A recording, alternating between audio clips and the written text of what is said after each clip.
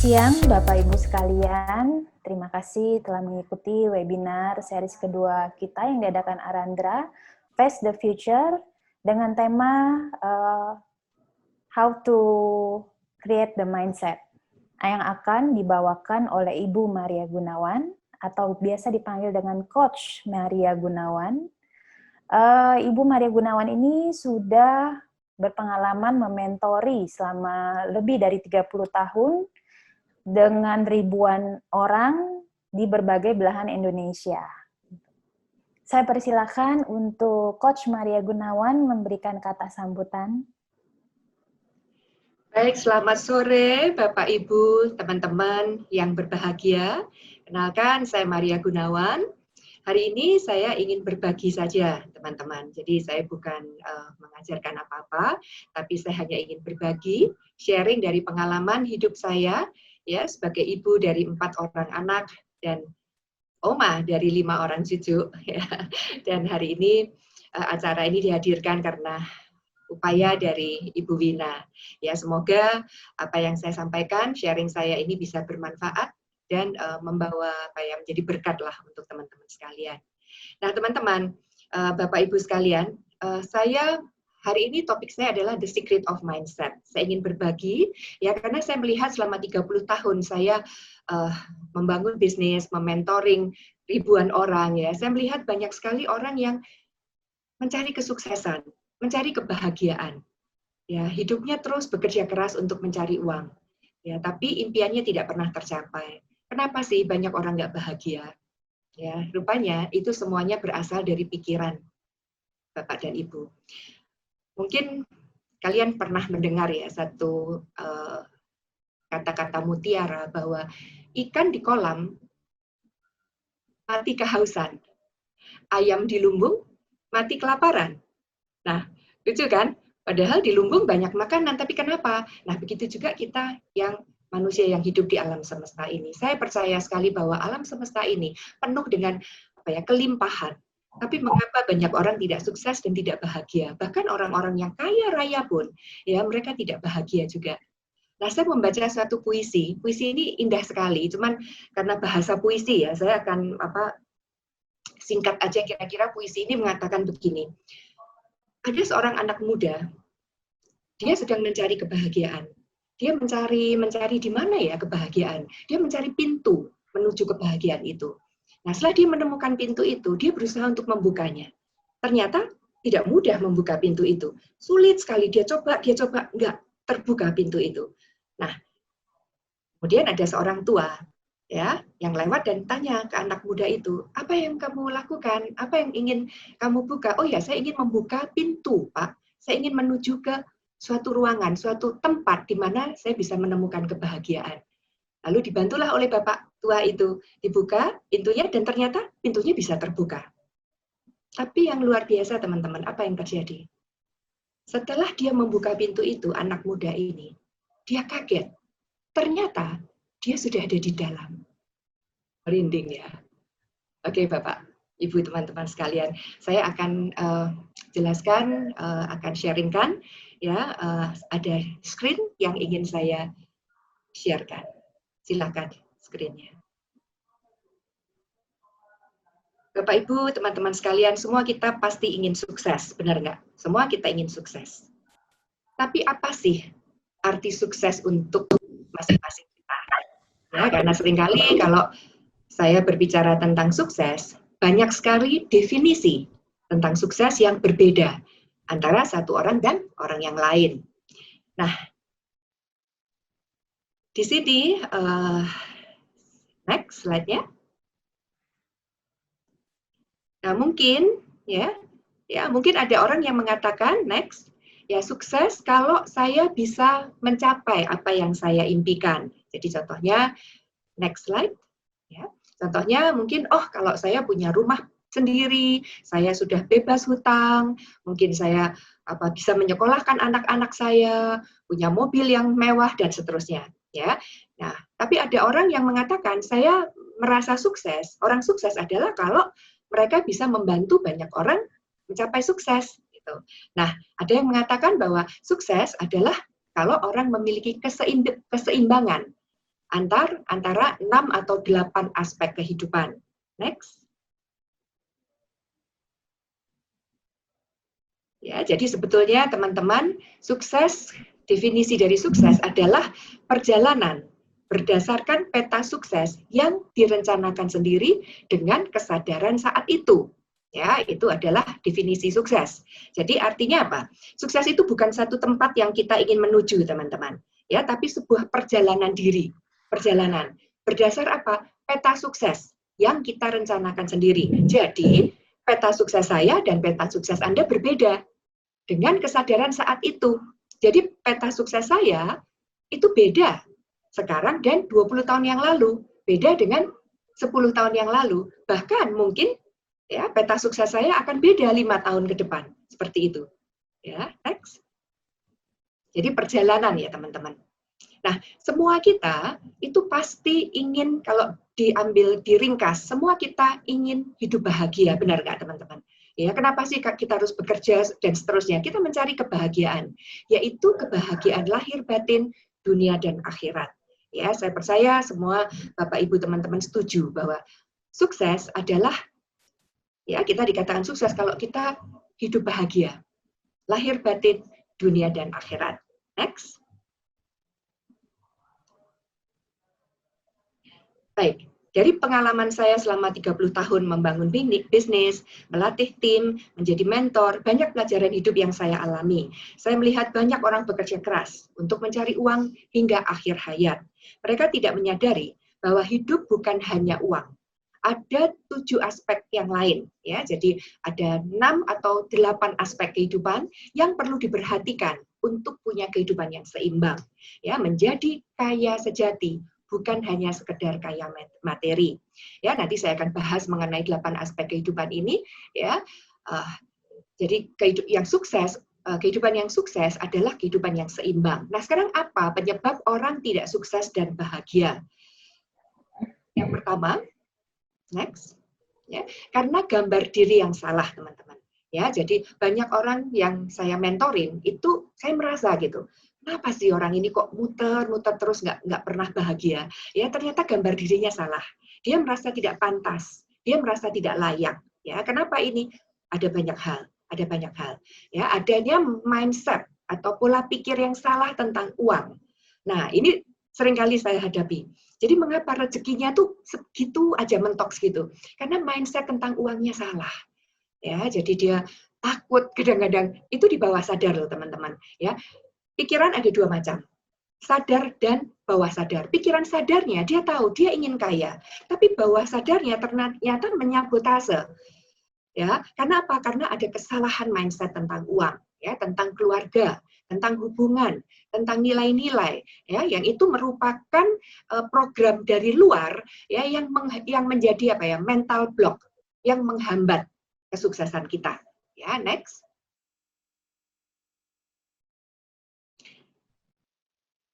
Ya, jadi ini tadi. Jadi karena adanya mental block yang menghambat. Mental block adalah keyakinan yang membatasi diri, self-limiting belief. Jadi keyakinan yang salah ya yang menghambat ya. Contohnya saya nggak bisa, saya ini kurang pandai, saya nggak seperti kakak saya nggak seperti adik saya nggak seperti si itu ya, saya memang sakit-sakitan sejak kecil ya, akhirnya ya memang benar gitu, begitu dia punya goal apapun dia jatuh sakit karena sudah ada di dalam mindsetnya, itu adalah belief, keyakinan yang dia yakini benar, saya memang ditakdirkan begini ya, nyerah terhadap nasib, saya nggak layak. Itu karena mungkin ada luka batin atau trauma masa kecil. Ya intinya manusia membatasi diri sendiri karena gambar dirinya tidak memadai. Jadi bekerja seperti apapun, ya punya impian setinggi apapun, kalau gambar dirinya tidak, gambar diri ini ada di dalam pikiran bawah sadar, teman-teman. Nah, orang yang punya impian itu pikiran sadar. Jadi pikiran sadar kita mau punya impian yang besar ya. Tapi kalau gambar diri, pikiran bawah sadarnya tidak memadai, maka itu tidak akan terjadi. Terjadi mental block. Next.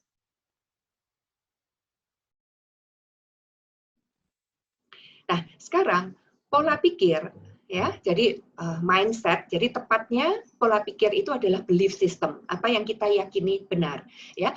Pola pikir atau belief system yang salah itu akan menghambat sukses dan bahagia Anda, akan menjadi mental block, self-limiting belief, ya, yaitu keyakinan yang membatasi diri. Jadi ibarat orang nyetir mobil, ya, nyetir dengan ngegas, tapi rem tangannya terpasang. Jadi bayangkan berat kan hidupnya, ya. Jadi ngegas sekaligus ngerem, ya, sehingga kerja keras tapi hidupnya berputar-putar di tempat, gitu. Jadi ternyata kerja keras bukan bukan satu-satunya cara Bapak Ibu untuk mencapai sukses dan bahagia, ya. Padahal Allah sudah menyediakan alam semesta yang berkelimpahan, tapi karena adanya rem tangan yang terpasang terus, makanya sulit gitu untuk maju. Next. Nah, ini adalah rumusan sukses, teman-teman, ya, yaitu HF dikali GF. HF adalah human factor, faktor manusia, dikalikan God factor. Di sini kali ya, teman-teman. Jadi variabel ini nggak boleh nol gitu. Jadi usaha manusia dikalikan dengan kehendak Allah. Next, ya, ya, next, ya, human factor. Ya, faktor manusia adalah B kali do. Ya, B adalah kompetensi atau kapasitas diri.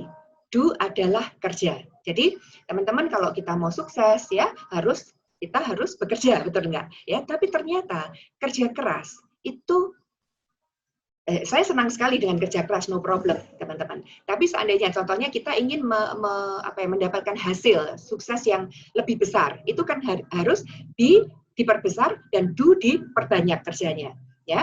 Nah, melipat gandakan do itu tidak semua orang bisa. Jadi artinya massive action. Jadi orang bekerja bukan 8 jam tapi mungkin 10 jam, 12 jam, 14 jam sehari, ya. Itu do-nya kerjanya ditingkatkan, ya. Nah, tapi do kerja itu tidak bisa ditingkatkan, ada batasnya, teman-teman. Dan seandainya Anda mau massive action, tidak mungkin bisa lama dan tidak banyak orang bisa melakukan itu, ya. Yang harus kita tingkatkan apa? Kompetensi atau kapasitas diri. Karena sesungguhnya kapasitas diri ini ini bisa ditingkatkan nyaris tanpa batas.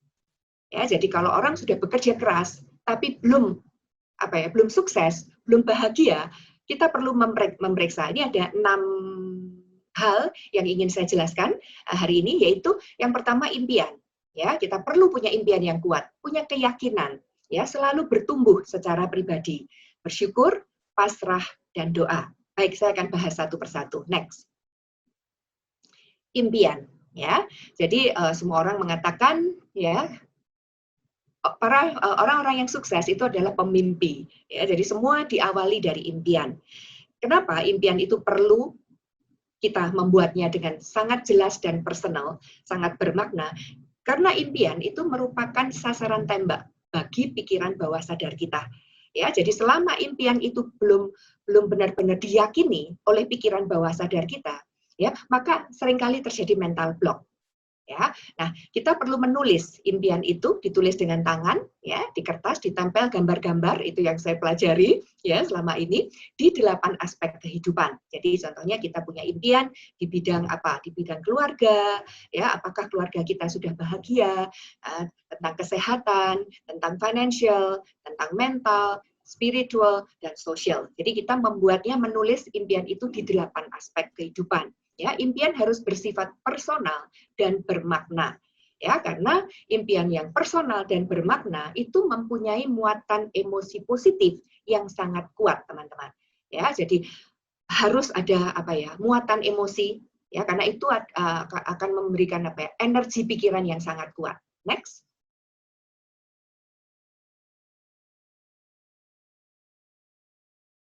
Next slide-nya. Baik.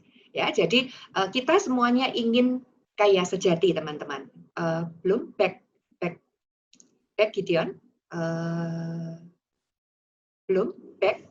Ya, ke ini roda keseimbangan hidup. Jadi saya selalu mengatakan, ini juga yang saya ajarkan pada anak-anak saya. Ya, jadi sukses adalah kaya sejati, bukan hanya sekedar kaya materi, yaitu kehidupan yang seimbang di 8 aspek kehidupan yang ada di layar Anda.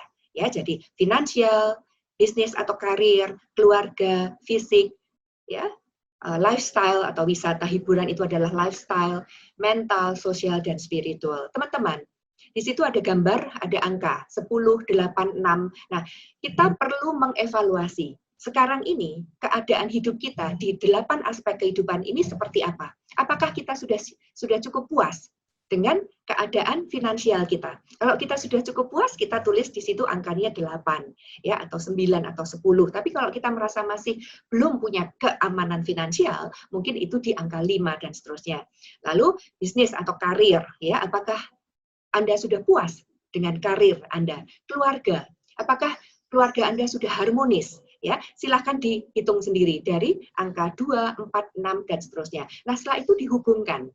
Ya, titik-titik itu dihubungkan, kita lihat apakah sudah terjadi harmonisasi. Nah, teman-teman, 8 aspek kehidupan ini tidak bisa digantikan satu dengan yang lain. Perlu keseimbangan. Jadi contohnya, ada orang yang secara finansial, dia katakan 10 nilainya. Ya, tapi sayang, kesehatannya cuma 3. Ya, atau keluarganya cuma 5.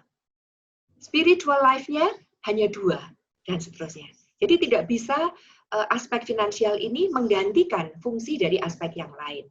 Nah, maka dari itu teman-teman, dengan menyadari kehidupan kita sekarang ini seperti apa, ya, silakan digambar ini, ya, ditulis, ya, di 6, 8 aspek kehidupan ini, apa impian saya? Mana ya aspek yang menjadi prioritas yang harus saya kembangkan sekarang dalam waktu dekat? Katakan 1 hingga 2 tahun ke depan. Mana aspek yang sudah bagus yang harus saya pertahankan? Ya, jadi dengan segala sesuatu yang ditulis, teman-teman, yang dihitung, ada angkanya, itu bisa diperbaiki. Ya, tapi kalau kita sendiri tidak sadar keberadaan kita sekarang ini ada di mana, apakah kita sudah punya kehidupan seimbang atau tidak, maka hidup akan berjalan mengalir begitu saja. Ya, dan kita waktu akan berjalan terus, teman-teman. Ya, padahal selama Tuhan memberikan kita waktu, ya, selama Tuhan memberikan kita hidup, kita bisa. Ya, dan kita berhak memiliki impian, memiliki goal untuk memperbaiki 8 aspek kehidupan ini. Ya, next. Nah, sekarang yang kedua, saya akan masuk tadi tentang impian ya, teman-teman. Jadi, Anda perlu punya impian yang personal, yang kuat di 8 aspek kehidupan. Sekarang yang kedua adalah yakin. Ya, apa sih yakin itu? Yakin itu ya percaya gitu ya bahwa ini akan terjadi gitu ya. Nah, Brian Tracy mengatakan, you are what you are because of what you believe yourself to be. Jadi Anda adalah apa yang Anda yakini. Jadi kalau Anda nggak yakin untuk bahagia, nggak yakin untuk sukses, ya nggak bisa, karena semuanya harus dimulai dari keyakinan. Yakin terjadi di 2 level pikiran, teman-teman, yaitu pikiran sadar dan bawah sadar. Nah, tadi saya sudah katakan, ya kadang-kadang kita punya keinginan, kita punya goal, kita punya impian, tapi sebenarnya itu keyakinan kita hanya sebatas pikiran sadar, tapi bawah sadar kita menolak. Ya, terus gimana? Ya, akhirnya artinya apa? Kita nggak yakin kalau seperti itu. Terjadi penolakan bawah sadar. Nah, untuk mencapai keberhasilan di bidang apa saja, teman-teman, itu dibutuhkan keyakinan pada level bawah sadar. Jadi tidak cukup hanya di batas pikiran sadar. Nah, ketidakyakinan adalah mental block, tadi sudah saya katakan, yang menghambat diri sendiri. Next.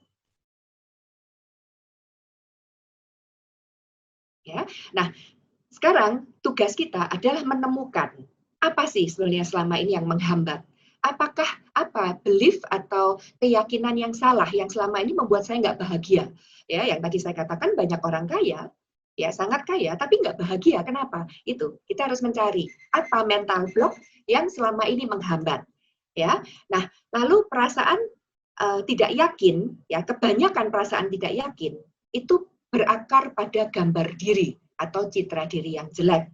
Ya, next sekarang. Itu tentang keyakinan. Jadi kalau kita nggak yakin, ya semuanya tidak akan terjadi. Nah, contoh penyebab mental block. Pengalaman negatif masa kecil, yaitu trauma atau luka batin. Salah mengartikan suatu kejadian. Ya, kesan yang tertanam kuat dalam pikiran bawah sadar. Contohnya, mungkin anak kecil yang pernah tenggelam atau mengalami apa ya, hal-hal yang peperangan dan sebagainya, itu tertanam kuat banget. Atau orang tua yang berantem, orang tua yang bercerai, itu menimbulkan kesan yang apa ya, kuat di dalam pikiran bawah sadar anak. Ya, lalu konsep diri yang jelek, ya itu tadi karena macam-macam, karena trauma dan sebagainya. Lalu emosi-emosi negatif ini teman-teman, ini Bapak Ibu yang hari ini saya ingin lebih tekankan di sini, yaitu emosi-emosi negatif, ya, perasaan bersalah, menghukum diri, marah, dendam, benci. Nah, ini hati-hati. Karena ini semua akan menjadi mental block yang kuat sekali, ya. Dan begitu juga konflik nilai di dalam diri. Jadi contohnya nilai itu begini. Yang satu, saya ingin sukses, tapi saya kalau sukses nanti keluarga saya gimana? Ini seringkali terjadi pada wanita, ya, pada wanita karir. Jadi ada konflik nilai di dalam diri. Nah, sekarang next slide, kita akan lihat emosi negatif apa, ya, yang dia akan menyedot. Ya, ini, kita masuk ke belief and analysis dulu, ya. Belief analysis adalah analisa keyakinan dan rules itu adalah aturan, ya. Jadi kita perlu memeriksa keyakinan-keyakinan yang salah yang menghambat sukses dan bahagia kita. Ya, jadi belief apa nih yang salah? Kenapa? Kok saya nggak sukses? Kenapa saya nggak bahagia? Nah, juga kita perlu memeriksa rules atau aturan yang kita terapkan dalam diri kita sendiri. Contohnya, ada seorang yang menerapkan rules, aturan begini, saya merasa bahagia jika pasangan saya berubah, jika pasangan saya mencintai saya, memperhatikan saya. Nah, gimana caranya mengubah pasangan? Kan sulit kan teman-teman? Makanya orang itu nggak pernah merasa bahagia karena dia ingin mengubah pasangannya. Atau saya merasa bahagia jika anak saya nurut, anak saya patuh, anak saya pinter, anak saya sukses, dan seterusnya. Ya, nah, bisnis saya bahagia kalau bisnis saya seperti ini. Nah, karena apa ya, rules-nya, aturannya begitu sulitnya dicapai, ya, maka seringkali orang ini merasa kecewa, ya. Nah, ada lagi orang mengatakan saya kecewa jika ide saya ditolak, jika pasangan saya nggak mau berubah, ya, jika pasangan saya tidak memperhatikan saya, dan seterusnya, ya. Nah, saya merasa kaya, ya, ya, jika punya rumah sendiri, punya mobil, punya apa, dan seterusnya, ya. Sehingga kalau kita belum punya rumah sendiri, belum punya mobil, maka kita nggak akan bahagia. Nah, teman-teman, untuk itu kita harus perlu mengubah rules-nya. Jadi sebenarnya gampang sekali, next. Ya, aturannya yang dirubah. Jadi next. Jadi kita jangan mengatakan saya baru merasa bahagia, enggak. Karena bahagia itu urusan tadi cerita yang anak muda mencari pintu tadi, ya. Kebahagiaan itu ada dari dalam diri kita sendiri, ya. Dan hanya satu orang yang bisa membuat Anda bahagia. Bukan pasangan Anda, bukan anak-anak Anda, bukan yang lain, tapi diri Anda sendiri. Ya, itu pengalaman saya, teman-teman. Saya bahagia jika saya memutuskan untuk bahagia. It's very simple, gitu. Ya, jadi nggak harus suami saya berubah, pasangan saya berubah, enggak. Ya, saya bahagia jika saya memutuskan untuk bahagia. Saya kaya bila saya bisa membantu orang lain. That's very simple, gitu. Ya, next. Nah, jadi kita perlu memeriksa belief dan rules yang salah. Ya. Nah, sekarang emosi-emosi negatif. Ini penting sekali, teman-teman, karena banyak orang sudah berusaha keras, ya, tapi kenapa? Ternyata mental block-nya di sini, ya. Pikirannya, perasaannya selalu negatif. Karena emosi negatif ini menguras energi psikis atau mental Anda. Jadi seperti aki, ya, teman-teman. Kita ini energi mental kita itu seperti aki, charging dan discharging. Jadi kalau energi kita di-charge terus dengan emosi-emosi negatif, ya, ini Anda lihat rumusnya, energi sama dengan intensitas emosi dikalikan waktu. Contoh Anda intensitas emosinya apa? Emosi negatif, marah, benci, ya, dan seterusnya, ngomel terus, ya, iri hati, sombong. Ya, berapa lama? Kalau Anda marah benci terus menerus, ya 1-2 hari nggak apa-apa. Kalau 2 tahun, 5 tahun, 10 tahun Anda terus dalam keadaan marah dan membenci, mendendam, ya, intensitas emosi dikali waktu, energinya apa? Minus. Maka dalam hidup Anda akan discharge gitu, energi pikiran Anda, ya, itu akan menjadi lintah energi. Ya, energi Anda akan habis, sehingga capek sekali hidup Anda. Ya, contohnya ini tadi, emosi negatif, marah, takut. Ya, jadi banyak orang terus ketakutan, ya, kesedihan yang mendalam dan seterusnya. Nah, energi-energi negatif itu, teman-teman, ya harus kita identify, kita temukan, dan kita berusaha untuk menghilangkan itu, menggantinya dengan emosi yang positif itu tadi ya. Ya, putus asa, perasaan bersalah, rendah hati, benci, iri, dengki, marah, khawatir, cemas, kecewa, sakit hati. Nah, sekarang kita lihat next, emosi-emosi positif seperti apa. Ya. Emosi positif, contohnya percaya diri, optimis, berani, bebas merdeka, ya, tidak melekat. Artinya bebas merdeka itu tidak melekat pada benda-benda atau pada sesuatu, punya tujuan jelas, toleransi, bisa menerima perbedaan, mengerti orang lain, memaafkan, menerima apa adanya, berpikir mendalam, bijaksana, punya rasa hormat yang mendalam, cinta kasih, pikiran tenang, damai, pencerahan, dan kebahagiaan yang luar biasa. Nah, kenapa kok emosi-emosi positif ini begitu mendukung sukses seseorang? Ya, kita lihat sekarang. Next. Nah, ini adalah map of consciousness. Ya, jadi teman-teman, Bapak Ibu kalau ingin membaca silahkan. Ya, ini adalah buku Force and Power, dari buku Force and Power karangan David Hawkins, ya, Profesor David Hawkins. Ya, Profesor Hawkins menjelaskan bahwa manusia itu memiliki energi. Jadi everything di dalam alam semesta ini adalah energi, teman-teman. Ya, jadi pikiran kita juga memancarkan energi. Nah, Anda lihat di situ ada force, ada power, ada garis merah itu. Usahakan Anda berada dalam force. Ya, Anda lihat di situ, ya, setiap emosi, setiap perasaan itu memiliki energi tertentu. Kita lihat dari bawah. Ya, orang yang merasa tidak berharga, ya, levelnya itu malu, energi pikirannya itu hanya 20, teman-teman. Ya, orang yang terus merasa bersalah, ya, menyalahkan, menghancurkan, itu hanya 30. Orang yang apatis, putus asa, menyerah, itu 50, teman-teman.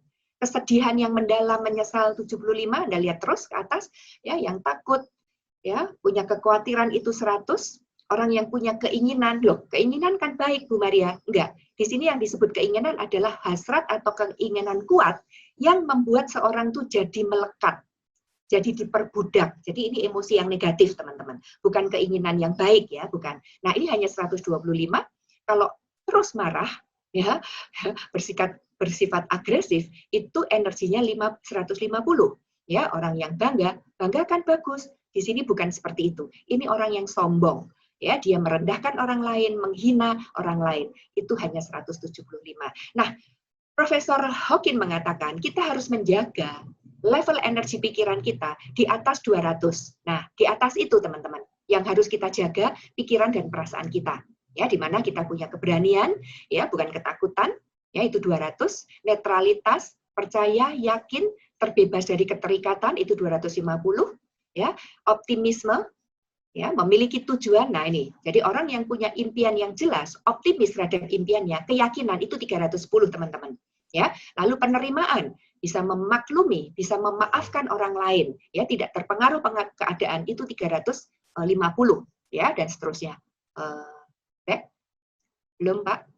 Belum, ya, dan seterusnya sampai ke cinta, sukacita, kebijaksanaan, kedamaian, dan pencerahan. Ya, jadi orang-orang yang berada di level 200 ke atas itu memancarkan energi positif yang mana ini akan berhubungan dengan law of attraction.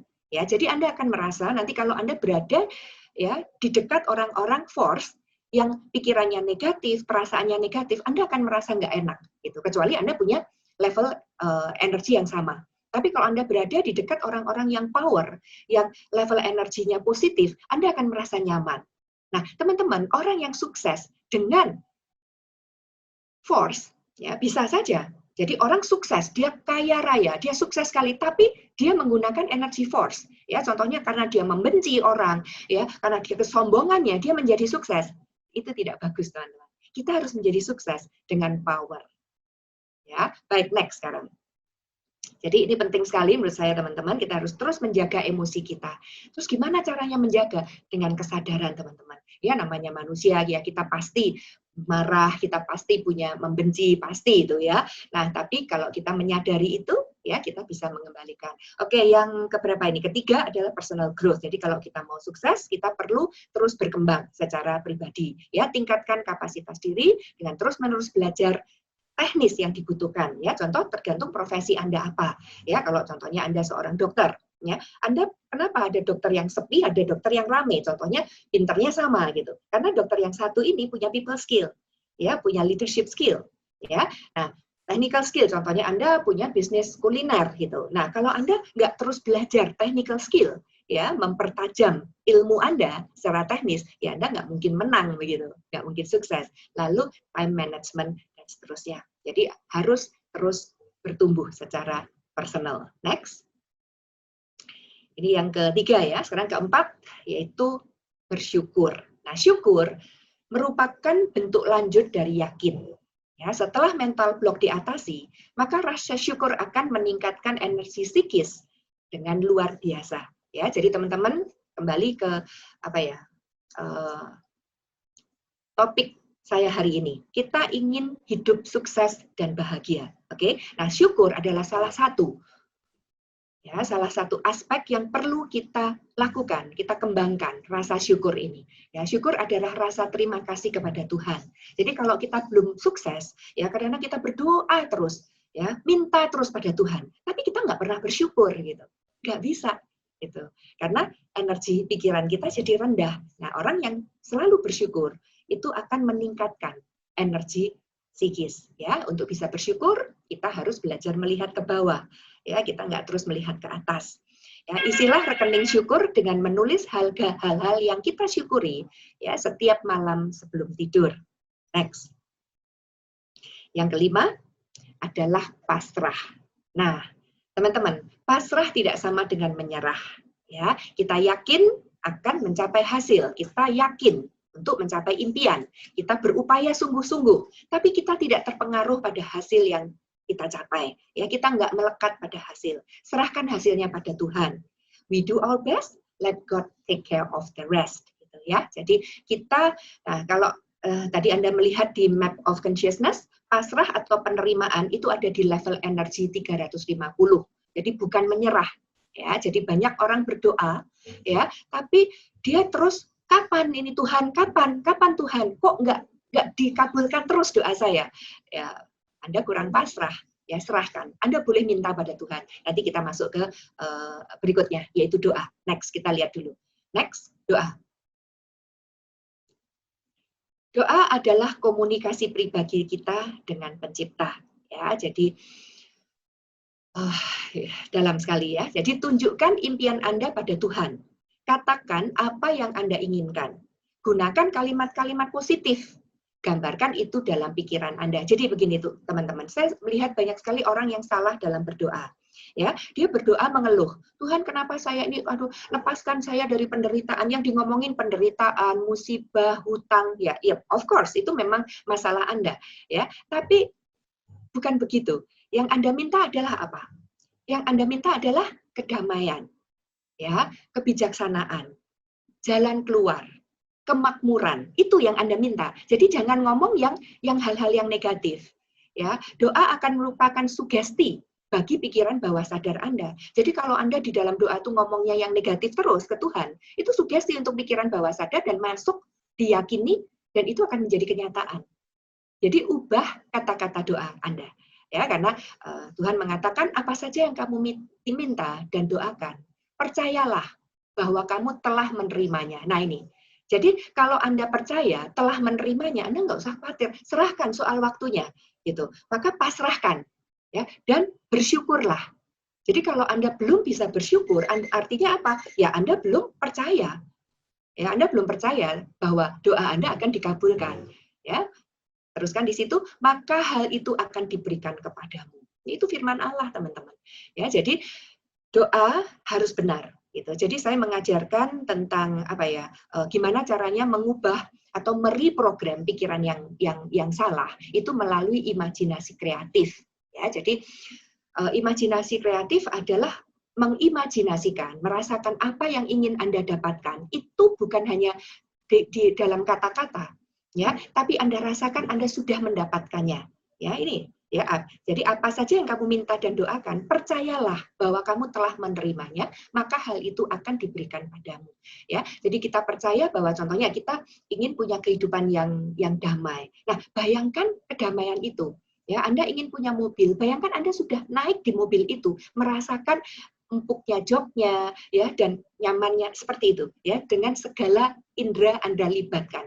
Itu doa yang sangat kuat, teman-teman, yang akan menjadi sugesti untuk pikiran bawah sadar Anda. Next. Baik, itu kira-kira 6 sharing saya. Jadi kembali ke ke topik saya hari ini, ya. Jadi gimana what is the secret of the mindset? Apa sebenarnya rahasia pikiran? Itu tadi, teman-teman.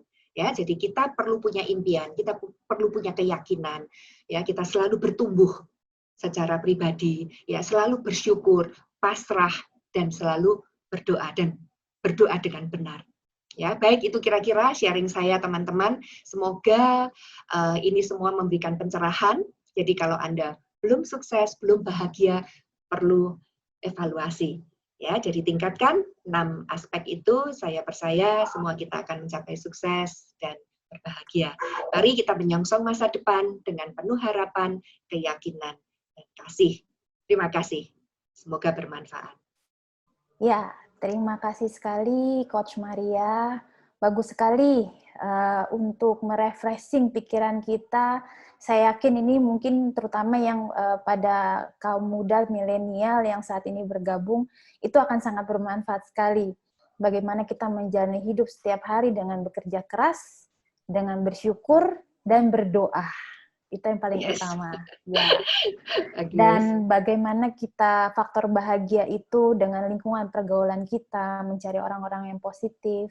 Betul. Dan juga mungkin kebahagiaan itu, kedamaian bisa kita rasakan apabila juga kita memilih hunian yang ideal atau hunian yang tepat, membangkitkan rasa bahagia, terutama di era new normal seperti ini, di mana mencari hunian yang ideal itu tidak terlalu mudah.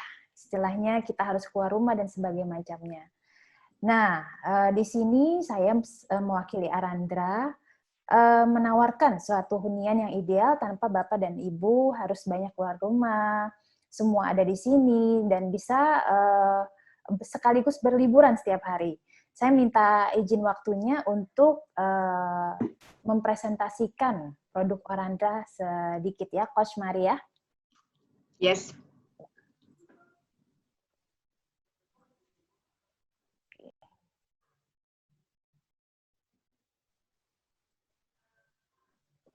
Ya, kami perkenalkan apartemen Arandra Residence, apartemen resort pertama di Jakarta. Dibangun oleh Gamalend, yaitu award-winning developer di Indonesia. Di Gamalend kita memiliki motto, if we can dream, likewise we can build. Yang artinya jika kita dapat bermimpi, begitu pula kita pasti juga dapat membangunnya. Dari banyak proyek bergengsi yang tersebar di Indonesia, Gamma Tower, yang merupakan gedung tertinggi di Indonesia, adalah salah satu proyek membanggakan yang telah memenangkan banyak penghargaan. Gedung ini juga terintegrasi dengan Hotel Bintang 5 di Jakarta, The Westin, yang juga hotel milik Gamalend. Sekilas mengenai perusahaan kami, Gamalend merupakan bagian dari perusahaan KPN Corp. Proyek kami tersebar di seluruh Indonesia. Kami memiliki banyak ekspertis di bidang pembangunan real estate. Misi kami bertujuan untuk memberikan hanya produk dan jasa berkualitas. Kami berkomitmen dengan sistem penjualan kami, yaitu bangun dahulu dan baru menjualnya.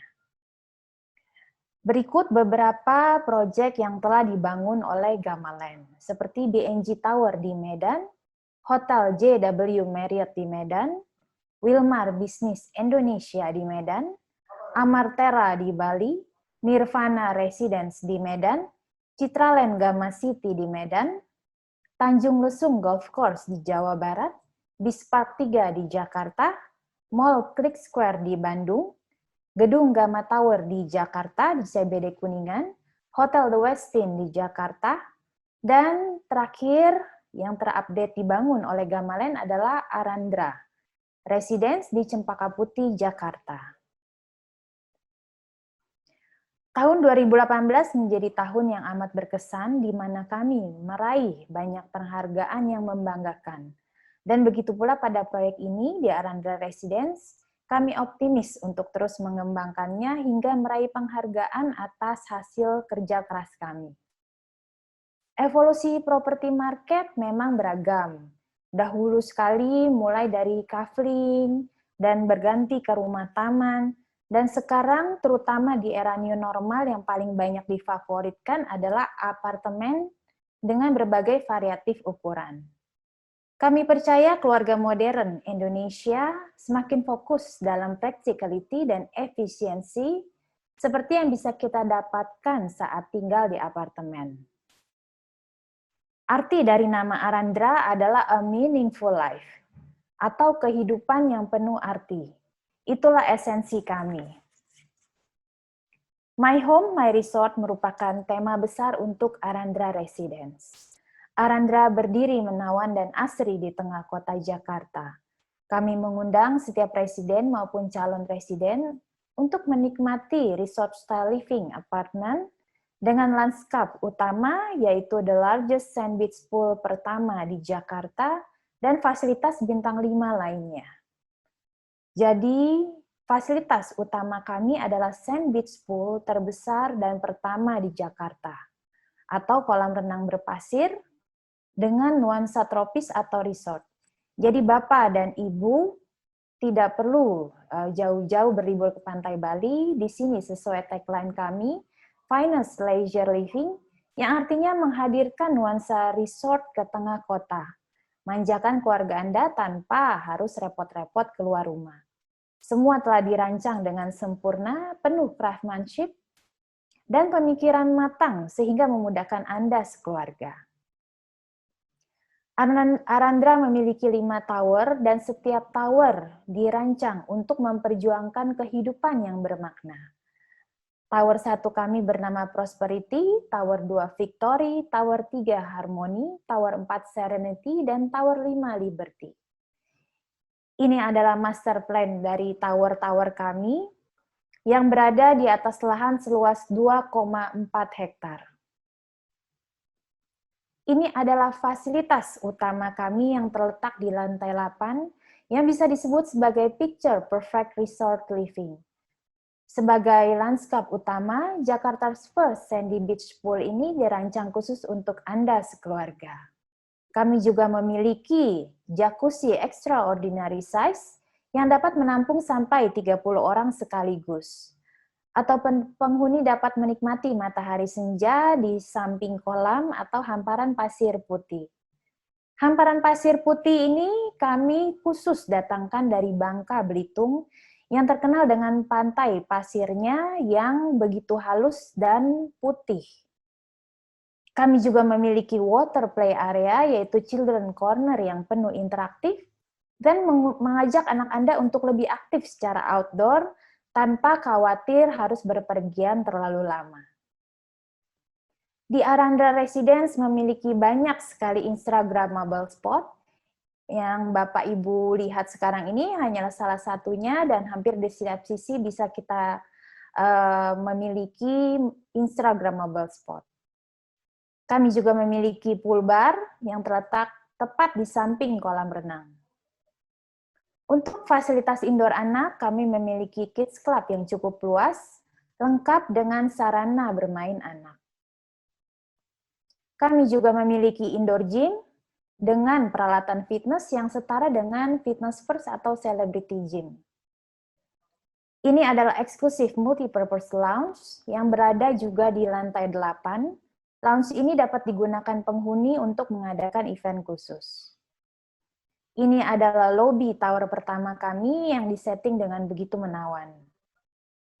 Kami juga memiliki area outdoor untuk food and beverage bernuansa resort lengkap dengan pilihan tenan terbaik atau branded yang akan kami pilih, dengan lanskap yang rindang untuk bersantai. Keseluruhan arsitektur dirancang dengan pertimbangan sirkulasi yang dapat mengalir dengan sempurna. Lokasi kami juga dikelilingi oleh sarana transportasi umum seperti busway, MRT, dan LRT. Lokasi kami sangat strategis, Bapak dan Ibu, sehingga memudahkan akses dari mana saja dan kemana saja.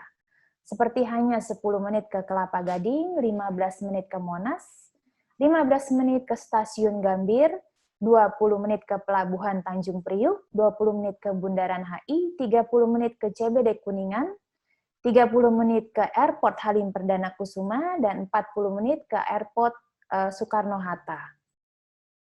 Lokasi kami dikelilingi oleh 10 malls, lebih dari 10 hotel bintang 5, lebih dari 20 restoran, lebih dari 10 universitas, dan lebih dari 10 rumah sakit.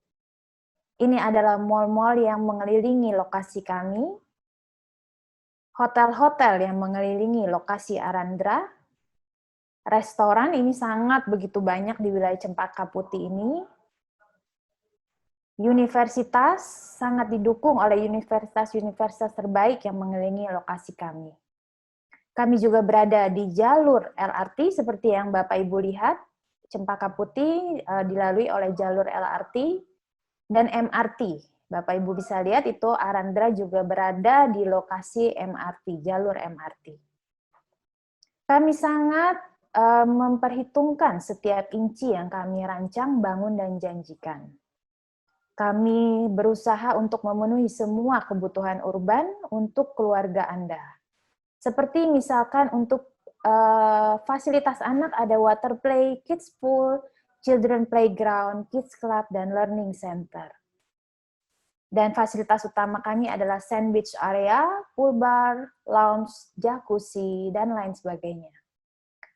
Untuk fun facilities kami juga masih banyak fasilitas seperti ada indoor gym, outdoor gym, yoga pavilion, refleksologi park, lounge, barbecue area, lifestyle, food and beverage, dan lain sebagainya. Juga kami memiliki other facilities seperti koi pond yang akan kami buat besar sekali, garden, timber bridge, timber deck, koi pond, dan lain sebagainya. Ini adalah master plan dari fasilitas kami yang semuanya hampir berada di lantai 8. Ini adalah unit kami memiliki unit regular yang dimulai dari ukuran 34 square meter, unit suite kami mulai dari 100 square meter, penthouse dari 220 square meter, dan ada beberapa banyak tipe spesial dengan ukuran-ukuran yang spesial. Setiap unit kami sudah dilengkapi dengan air conditioner dengan jumlah yang proporsional. Seperti studio sudah mendapatkan 1 air conditioner, 1 bedroom 2 air conditioner, 2 bedroom 3 air conditioner, dan seterusnya. Juga setiap unit kami sudah dilengkapi dengan water heater, bathroom set yang sudah lengkap semua, dengan standar American Standard atau TOTO. Dan juga ada CCTV, video intercom, juga dilengkapi dengan home smart technology. Layout kami buat untuk kebutuhan kaum urban di Jakarta. Jadi semuanya ada di satu layout ini kami rancang untuk kebutuhan kaum urban. Nah, di tengah situasi sulit seperti ini, kami menawarkan kemudahan cara bayar, yaitu DP 15%, dicicil 12 kali, dan langsung akad. Dan untuk informasi Bapak Ibu, Tower 1 kami sudah sold out, sudah selesai dibangun, dan sedang proses serah terima. Dan Tower 2 kami yang kami tawarkan ini juga sudah sold out 50% dan sudah topping off pembangunannya, dan akan serah terima tahun depan, 2021. Seperti prinsip Gamelan, kami akan membangunnya dulu dan baru menjualnya, sehingga dipastikan pembangunan kami tidak akan terlambat. Jadi kalau Bapak Ibu mengambil metode DP 15% dicicil 12 kali, begitu Bapak Ibu selesai mencicil DP, bangunannya pun sudah jadi dan sudah siap serah terima. Selain itu, kami juga menawarkan cicilan panjang, installment cicilan developer dengan DP 0% sampai dengan 60 kali. Dan masih ada lagi kemudahan cara bayar yang kami tawarkan, yaitu Book Now and Pay Later. Jadi hanya dengan membayar booking fee, Bapak dan Ibu sudah bisa memiliki unit di Arandra dan membayar installment pertamanya nanti kemudian. Harga kami dimulai dari 1 miliar rupiah sampai 8M.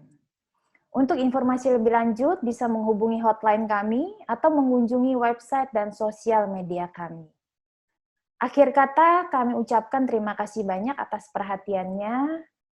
Kami berharap ada pencapaian baru dalam tahap development ini untuk menunjukkan ketulusan kami merancang yang terbaik bagi para penghuni maupun investor.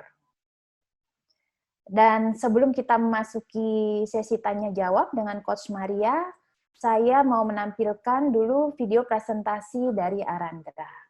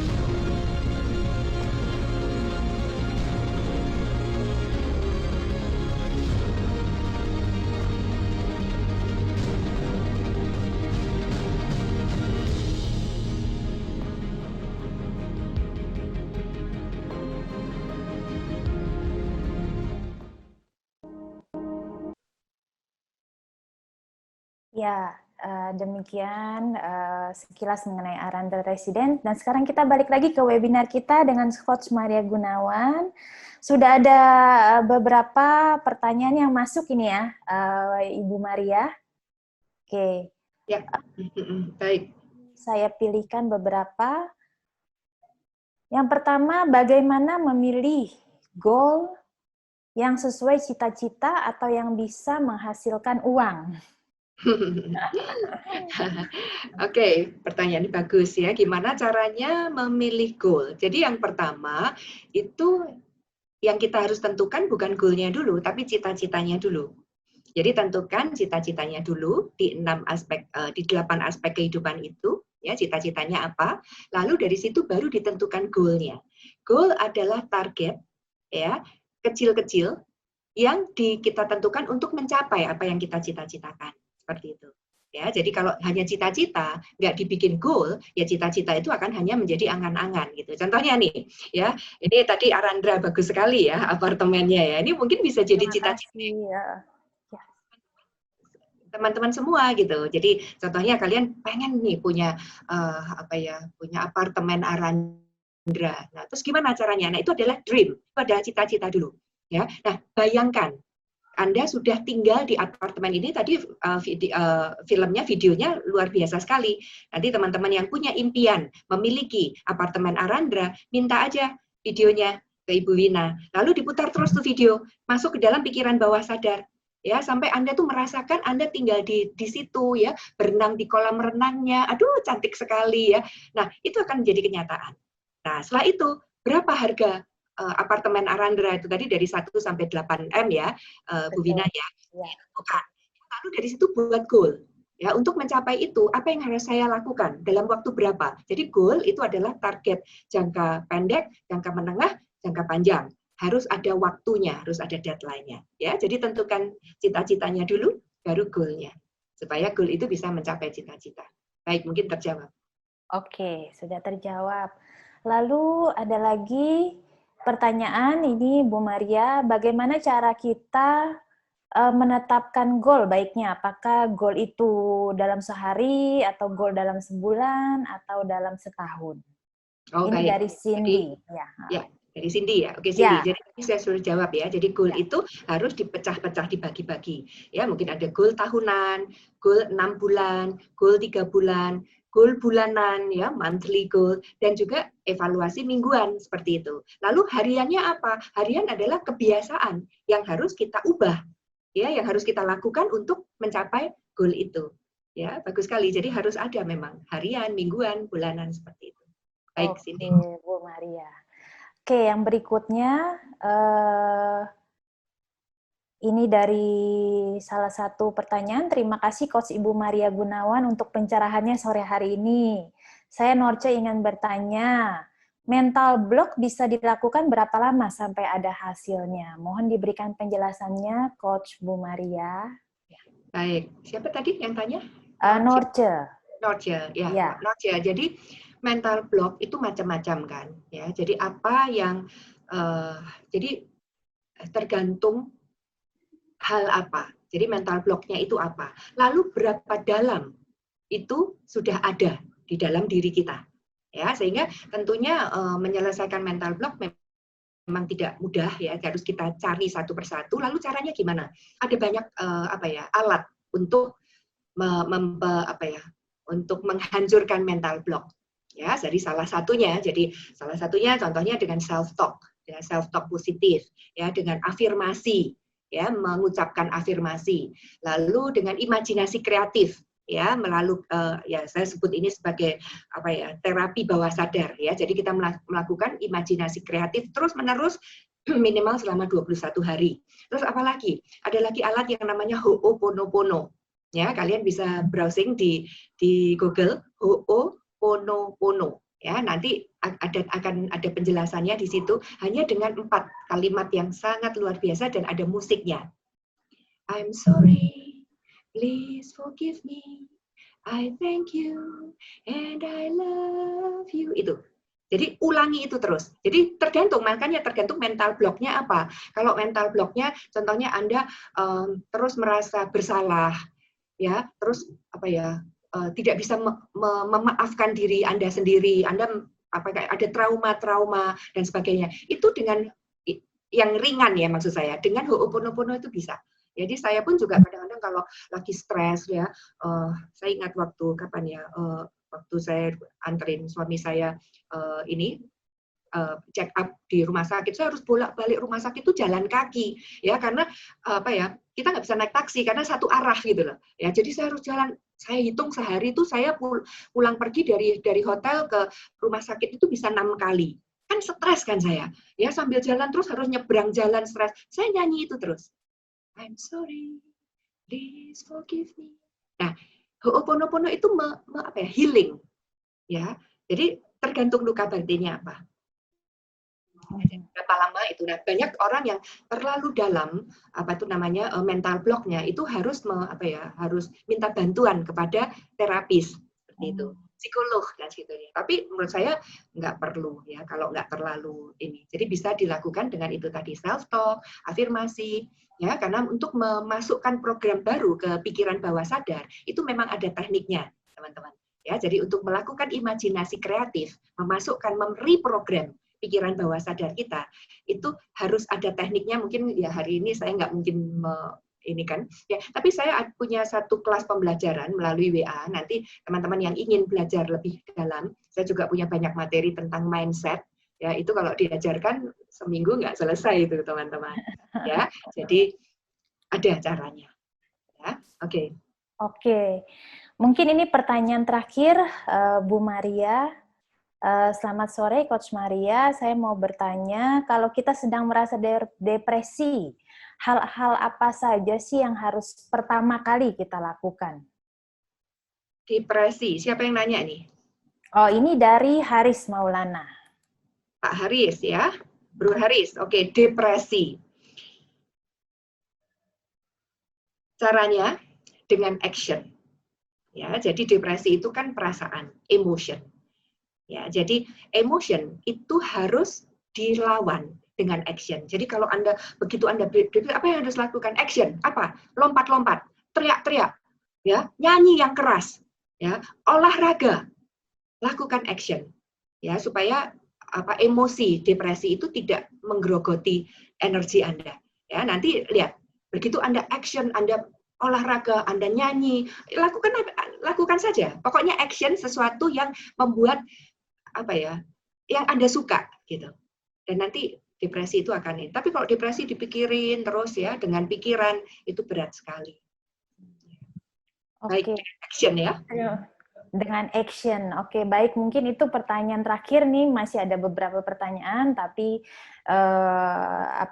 sesi kita mungkin sudah mau berakhir. Terima kasih banyak. Saya mewakili Arandra Residence, Coach Maria sudah mau berbagi, luar biasa sekali, The Secret of Mindset, dan saya yakin ini masih banyak sekali bahan-bahan, dan saya pribadi sendiri aja tuh mau mementorkan diri untuk bagaimana membentuk mindset kita, terutama di era new normal ini. Dan teman-teman, Bapak Ibu, kalau mau ada yang bertanya lebih lanjut dengan Coach Maria, bisa menghubungi hotline kami, dan nanti akan kami share kontaknya dari Coach Maria. Mungkin kalau tidak di keterbatasan waktu hari ini. Seperti itu. Terima kasih sekali lagi, Ibu Maria Gunawan. Semoga kita bisa bertemu lagi di webinar berikutnya, mungkin kalau berkenan. Baik, terima kasih. Dan terima kasih juga. Ya, amin. Dan untuk Bapak Ibu, semua teman-teman sekalian, terima kasih juga. Kita tutup webinar hari ini dengan Coach Maria dengan tema The Secret of Mindset. Terima kasih semuanya.